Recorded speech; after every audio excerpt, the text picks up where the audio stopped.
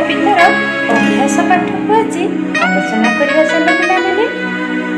प्रश्न केउं सब स्थान रे फूल फुटी बासे?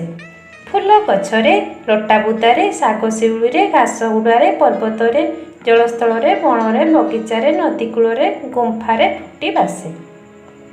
फूल को आमे केउं सब काम रे व्यवहार करू? फूल को आमे पूजारे, साजसज्जारे, माळ तैयारी और अतर प्रस्तुति रे व्यवहार करू। फूल जोगु आउ किए सब उपकार पाई थांती?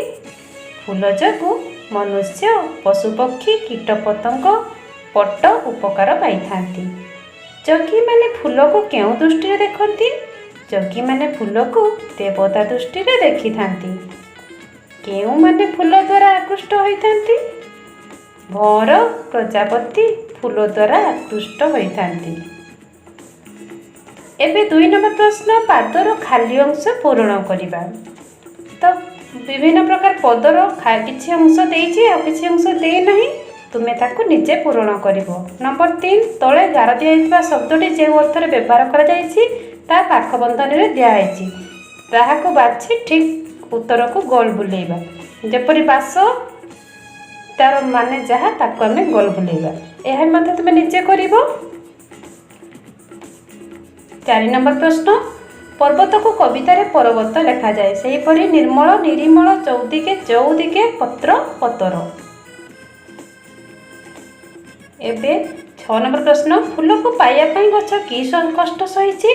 फूल को पाइया पई गछ खरा शीत वर्षा और झड़ तूफानर कष्ट सहिछि। नेक्स्ट प्रश्न पवन केते बेले महकी थाए?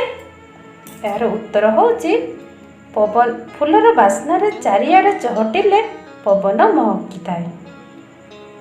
भोर बणा होई फूल पाखक धाई आसे काहींकी? उत्तर होछि फूलर सुमधुर बास्ना रे भोर बणा होई धाई आसे। नेक्स्ट प्रश्न फूल जोगु आउ केउं क्षुद्र पदार्थर मर्यादा वृद्धि पाई थाए? फूल जोगु क्षुद्र पदार्थ पटर मर्यादा वृद्धि पाई थाए। तुमे छोट फूलटीए होइतिले समाजर की उपकार करिथांत? मु छोट फूलटीए होइतिले मोर सुंदरता और बास्ना रे समाजर मन मोहि नै थांती। एबे चल सरल अर्थ टिके आलोचना करिबा। महजकु पट जाए निस्तरी। उक्त पद्यांशटी पठित साहित्य कुसुम पुस्तकर फूल कवितार आनीत। एठारे कवि पंडित मृत्युंजय रथ फूल किपरि पट को उद्धार करिथाए ताहा वर्णना करछंती। कदड़ी पटुकार सुखिला तंतु को पट कहा जाए, जहाको सूता भଳି व्यवहार करी माळ गुंथा जाए। जेउ पट अनावश्यक होई पड़ी थाए फूल जोगु उद्धार होई भगवान का पाखरे साजसज्जारे लागि थाए। तेबे पिला माने एही सब प्रश्नर उत्तर तुमे मते करी पठाइबो। Thank you.